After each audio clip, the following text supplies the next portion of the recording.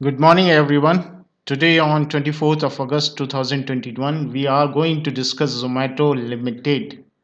आज 24 अगस्त 2021 को करीब सुबह के 10 बजने वाले हैं। हम जोमेटो के बारे में डिस्कस करेंगे। उसके लिए पहला चार्ट मैंने जो लिया है वो वीकली चार्ट है। That means each candle represent a week. यहाँ पर स्टार्टिंग की 2 वीक्स में अच्छा खासा वॉल्यूम आ चुका था। अच्छा खासा वॉल्यूम था स्टार्टिंग की 2 वीक में। उसके बाद वॉल्यूम डेड हो गया। ये कुछ इस तरीके से हुआ है कि किसी लोकेलिटी में कहीं नया रेस्टोरेंट या होटल खुलता है तो वहाँ पर कस्टमर्स पहले कुछ हफ्ते या कुछ महीने के लिए ज़्यादा जाते हैं। कहते हैं ना कि चलो टेस्ट करते हैं वहाँ का रेस्टोरेंट का खाना कैसा है। ठीक है। उसके बाद उसकी एक्चुअल बिजनेस कुछ महीने बाद स्टार्ट होती है जब उसका वॉल्यूम गिर जाता है। तो यहाँ पर कस्टमर्स का जो है इंटरेस्ट खत्म हो चुका है। ये तो साफ ये बता रहा है। सेकेंडली यहाँ पर क्या है, लंबी विक्स बनी थी फर्स्ट वीक में एंड सेकेंड वीक में। It continued to second week. ये कह रही थी कि भाई ज़्यादा ऊपर वो प्राइस नहीं जाएगा।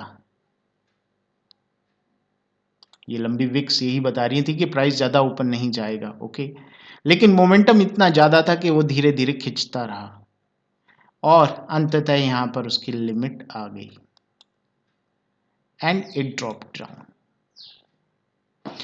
एक चीज और हुई है यहाँ पर कि जो पहले कुछ हफ्ते का 1-2 हफ्ते की जो विक्स और कैंडल्स बनी थी, ये 21% का पंप था और सेकेंड हफ्ते जो है ये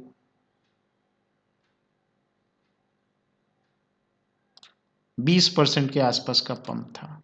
तो 20%, 21% का इतना बड़ा बड़ा कैंडल्स और इतनी इतनी बड़ी बॉडीज की कैंडल्स विक्स, ये सब इंडिकेट कर रही थी कि प्राइस नीचे आना है और प्राइस अंततः नीचे आ रहा है। तो ये चीज जो हो रही थी, ये मैक्सिमम स्टॉक्स में मैंने तब देखा है कि जब वो 2 महीने 6 महीने का मोमेंटम दिखाता है, टॉप में पहुंचता है, तो वो चीज होती है इस तरीके की। लेकिन यहाँ पर तो स्टार्टिंग में ही हो गई थी और साफ इंडिकेशन था कि हाँ ये होना है, जो कि वॉल्यूम भी बता रहा था, इंटरेस्ट खत्म और प्राइस नीचे। ये देखिए यहाँ पर मैंने नोट कर दिया, no more interest, honeymoon is over. तो इस स्टॉक का हनीमून यहाँ खत्म हो चुका है। फिलहाल आगे क्या होता है वो आगे एक्चुअल लाइफ आगे स्टार्ट होगी इसकी। ये तो बात थी एक हफ्ते की। आगे शुरू करते हैं। ये मैंने एक दिन का चार्ट लिया है। इसका मतलब एक कैंडल एक दिन को रिप्रेजेंट करती है। यहां पर भी इसने डबल टॉप बना दिया था। डबल टॉप का ब्रेक डाउन नीचे ही होता है। ब्रेक डाउन मतलब नीचे ही आना। डबल टॉप 2 बार टेस्ट हो चुका है कि नहीं, इससे ऊपर नहीं जाना। स्लोप ये भी कह रहा है प्राइस नीचे आना था। तो जो चीज वीकली स्केल पे पता चल रही है वो डेली स्केल पे पता चल रही है। आइए फिर और दूसरे तरीके से इसे अंडरस्टैंड करते हैं। उसके लिए मैंने यहाँ पर आर्ली चार्ट लिया है। Means each candle represent an hour. तो यहाँ पर हेड एंड शोल्डर पैटर्न बना रहा है। हेड एंड शोल्डर पैटर्न का मतलब क्या होता है? हेड एंड शोल्डर का 2 तरीके हेड एंड शोल्डर बनते हैं। एक तो इस तरीके से, this is head and shoulder जो होता है, और हेड एंड शोल्डर एक और तरीके से बनता है। मैं आपको यहाँ पर बना के दिखा देता हूँ।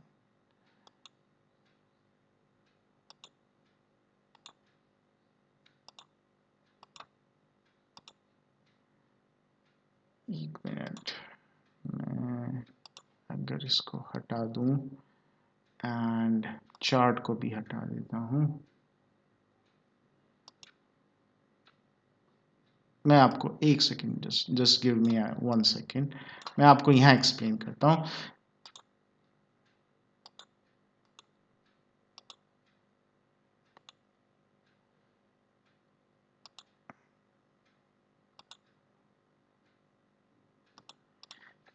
ठीक, तो ये इनवर्स हेड एंड शोल्डर होता है। मतलब इसका ब्रेक आउट ऊपर की तरफ होगा।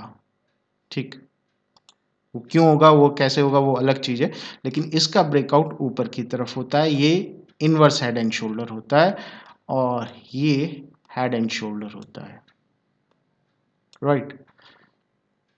सो ये चीज़ मैंने अपने कई सारे वीडियोस में डिस्कस करी है, वहाँ का आप रेफरेंस ले सकते हैं। फिलहाल यहाँ पर हम ब्रेकआउट पॉइंट्स पे आते हैं और कुछ इंपॉर्टेंट चीज़ें हैं, तो those who want to learn may continue in this particular video. आज की कैंडल मैं हाइड कर देता हूं, मैं सिर्फ कल की कैंडल तक रखता हूं। तो यहां पर क्या है कि ये सपोर्ट लाइन के बारे में सबको पता है, सबको दिखाई दे रहा है। क्यों? पहले भी इसने सपोर्ट लेके ऊपर गया था, सपोर्ट लेके ऊपर गया था, सपोर्ट लेके ऊपर गया था। तो जब इतनी बार हो चुका है तो कई सारे एंड ऑफ द डे, कल दिन के आखिर में इतने फॉल के बाद वो आ गए थे thinking that this is an opportunity to make some money, कि इससे पहले कि ये पंप हो उन्होंने प्री मैच्योर डिलीवरी दे दी थी, प्री मैच्योर पंप दे दिया था। Why I am saying premature? अगर प्री मैच्योर डिलीवरी होती है तो उसके कॉम्प्लिकेशंस आप में से काफ़ी लोगों को पता होंगे। तो उन्होंने यहाँ पर प्री मैच्योर पंप दे दिया था। भाई वेट कर लेते, थोड़ा नीचे आने देते, नहीं जी, कौन वेट करे, उससे पहले ही पंप करो। सो जो प्री मैच्योर होता है उसका आज रिजल्ट दिखाई दे रहा है कि प्री मैच्योर नहीं होना चाहिए, ठीक है ना। तो उन्होंने प्री मैच्योर पंप करा थिंकिंग दैट कल तो पंप होगा ही होगा, और वैसा नहीं हुआ, आज और नीचे डंप हो चुका है। अब यहां पर कंडीशंस क्या बन रही हैं? जो पिछला ब्रेकडाउन था उसका लेवल था 121 के आसपास, 121 122, ठीक है।